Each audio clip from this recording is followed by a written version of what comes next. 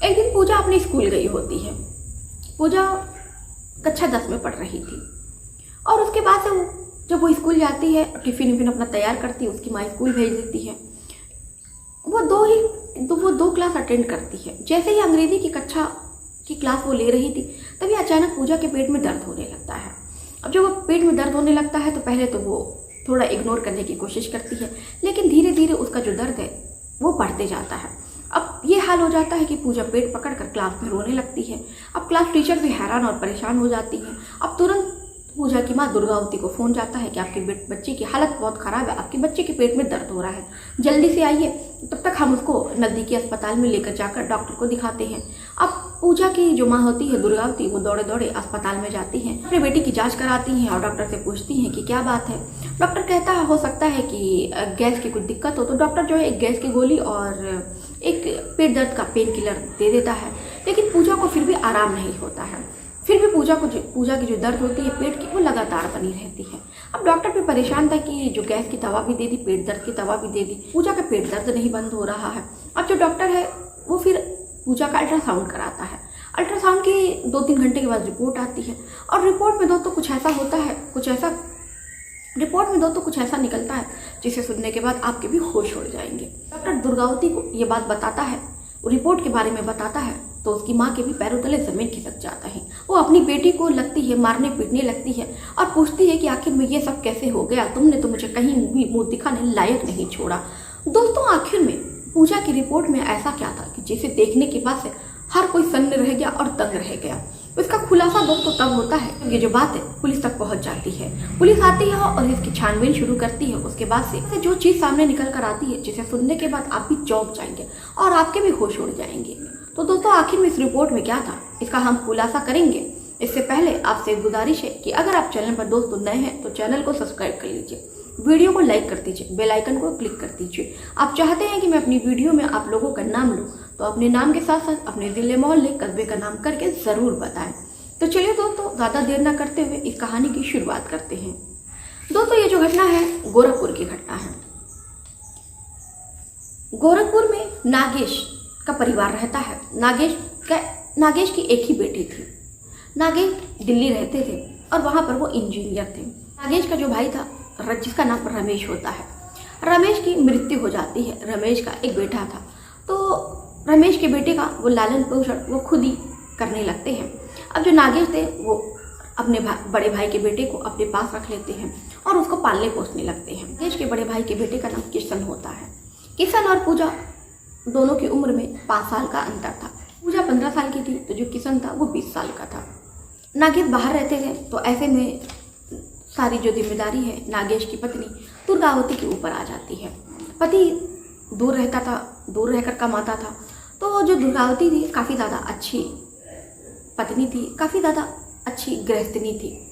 वो अपने पति के ना रहते हुए भी घर में अपने बच्चों को किसी चीज़ की कमी महसूस नहीं होने देती थी और जितना प्यार वो अपनी सगी बेटी से पूजा से करती थी, उतना ही प्यार वो अपने जेठ के लड़के किशन से करती थी। वो अपने दोनों बच्चों में कभी भी अंतर नहीं करती थी। दोनों का हंसता खेलता नागेश और दुर्गावती का परिवार था, जिसमें 2 बच्चे रह रहे थे।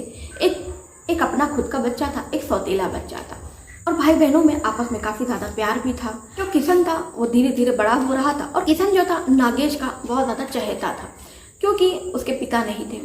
तो ऐसे में किशन कुछ भी अपने चाचा से मांगता तो हमेशा जो उसके चाचा हैं उसको हमेशा वो हर चीज़ ला दिया करते। ऐसा ही वो किशन की डिमांड पे किशन को एक मोबाइल फ़ोन दे देते हैं। अब फिर क्या था, किशन जो है गंदी गंदी फिल्में देखता, गंदी गंदी चीज़ें देखता, गंदी गंदी फिल्में देखकर उसको गंदी गंदी हरकतें करने का मन करता। अब उसके बाद से किशन ऐसा हो जाता है कि किशन की जब बहन है जो पूजा होती है, जब वो नहाती तो अपनी बहन को छुप छुप कर वो देखा करता और इस बात से बेखबर घर वाले थे।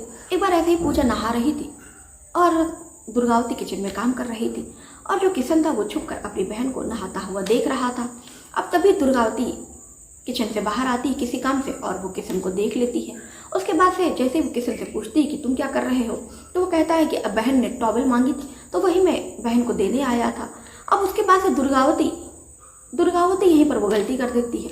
वो अपनी बेटी से पूछती नहीं कि पूजा क्या तुमने अपने भाई से टॉवल मांगी थी, और उसके बाद से फिर वो ये सोच कर वो इग्नोर करके वो अपने काम में लग जाती है। ये किशन की पहली गलती थी जो पकड़ी नहीं जाती है।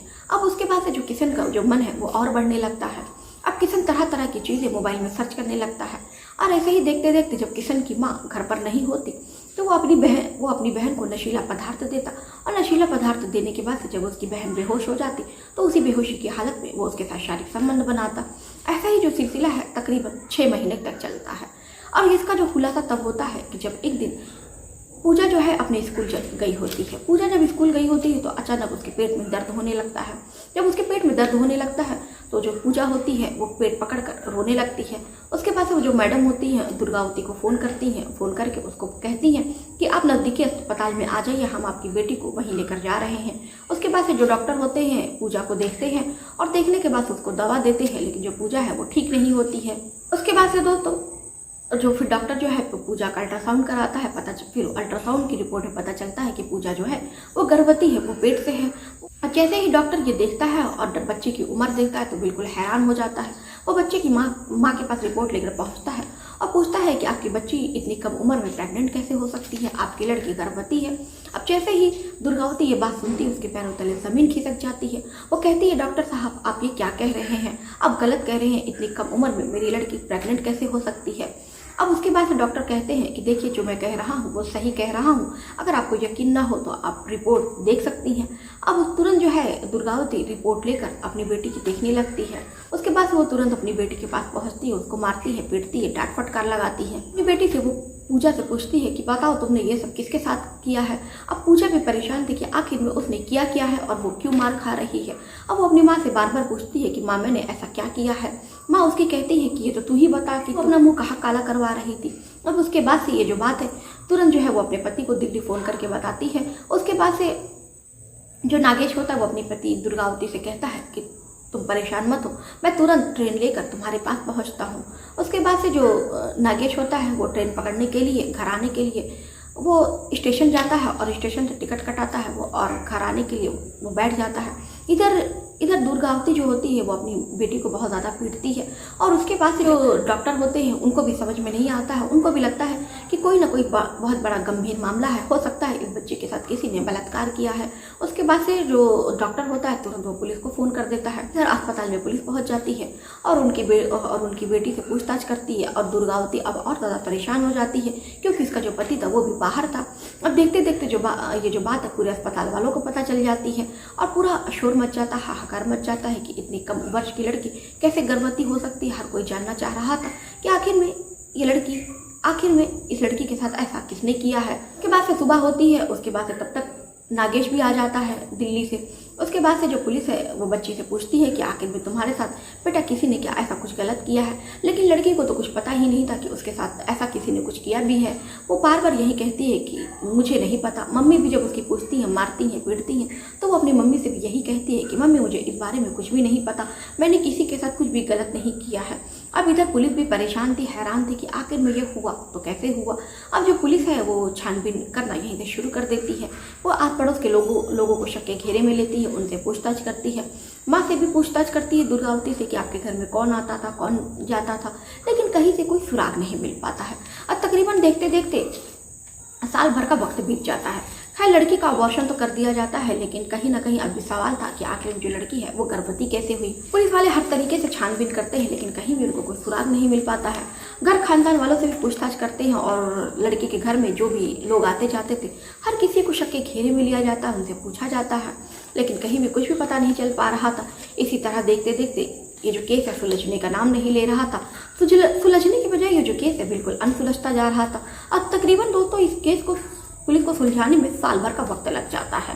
अब पुलिस वो भी हैरान और परेशान हो जाती है। फिर पुलिस वालों का शक किशन के ऊपर जाता है। पिता को शक के घेरे में लेकर पुलिस जो है बड़े कड़ाई से पूछताछ करती है और पुलिस वालों को शक जो है अब वो नागेश के ऊपर जाता है। नागेश कहता है कि सर पहली बात तो आपको ऐसा इतना गंभीर आरोप मेरे ऊपर लगाने में शर्म आनी चाहिए कि एक बाप अपनी बेटी के साथ ही ऐसा कर सकता है, आप सोच भी कैसे सकते हैं। और दूसरी बात, पहली बात तो मैं यहाँ पे रहता ही नहीं था। अब पुलिस वाले भी सोचते हैं कि बात तो ये सही कह रहा है, तो बातों बातों ही में नागेश कहता है कि सर आप कैसी बातें कर रहे हैं, मैं अपनी बेटी के बारे में, जब मैं अपने बड़े भाई के बेटे को रख कर पाल रहा हूँ और जब मैंने उसमें अंतर नहीं किया सौतेले और अपने में, तो आप मेरी ही सगी बेटी को लेकर आप मुझसे ऐसा सवाल कैसे पूछ सकते हैं। अब पुलिस वालों का जो माथा है वो ठनकता है कि फिर वो पूछते हैं कि क्या आपका जो बेटा है वो सगा बेटा नहीं है, तो बताते हैं कि नहीं, वो मेरे बड़े भाई का बेटा है कि 10 साल पहले मौत हो गई थी, तब से हमने किशन को बचपन से ही अपने पास रखा है और उसको अपने पास ही नहीं रखा है, बल्कि उसकी जो परवरिश है बिल्कुल अपने बेटे से बढ़कर की है। जितना प्यार मैं अपनी बेटी से करता हूँ उससे कहीं ज़्यादा प्यार मैं अपने बड़े भाई के बेटे किशन से करता हूँ। अब जैसे पुलिस ये बात सुनती है तो उसका जो शक है वो किशन के ऊपर जाता है। अब वो किशन से पूछताछ करती है और उससे पूछताछ करने के लिए किशन को थाने बुलाती है। अब जैसे ही वो किशन को बुलाती है और 2-3 झापड़ जब लगाते हैं तो किशन जो है वो सारा सच अपना कबूल लेता है, बताता है कि वही अपनी बहन के साथ ऐसा गंदा काम करता था। जब भी पूजा की माँ घर पर नहीं होती वो इसी बात का मौके का फ़ायदा उठाता और अपनी बहन को नशीला पदार्थ और उसके नशे की दवा देकर जब वो होश में नहीं रहती तो उसके साथ वो शारीरिक संबंध बनाया करता और तकरीबन वो 6 महीने से लगातार ऐसा कर रहा था। पुलिस वाले जब ये बात सुनते हैं तो उनके पैरों तले ज़मीन खिसक जाती है। ये भाई अपनी बहन के साथ ऐसा दुष्कर्म कर रहा था। जब ये बात निकल कर नागेश और दुर्गावती के सामने आती है तो उनके पैरों तले ज़मीन खिसक जाती है कि जिसके लिए उन्होंने इतना सब कुछ किया, जिस पर उन्होंने इतना प्यार और इतनी ममता लुटाई, आखिर में वो भाई ही कैसे ही अपनी बहन के साथ इतना गंदा काम कर सकता है। तो नागेश को पुलिस जो है गिरफ्तार करके बाल सुधार गृह में भेज दिया है। वाली बात दोस्तों ये होगी कि जो किशन है वो जेल से जब छूट कर आएगा तो उसकी ज़िंदगी पर क्या प्रभाव पड़ेगा, क्या उसे पता चल पाएगा जेल में कि क्या उसने वाकई में सही किया या गलत किया। दोस्तों ऐसी घटना आए दिन देखने को मिलती रहती है। कहीं अपना सगा भाई जो है वो अपनी बहन के साथ ही बलात्कार करता है तो कहीं जो कज़न भाई होता है वो अपनी बहन के साथ ऐसा करता है।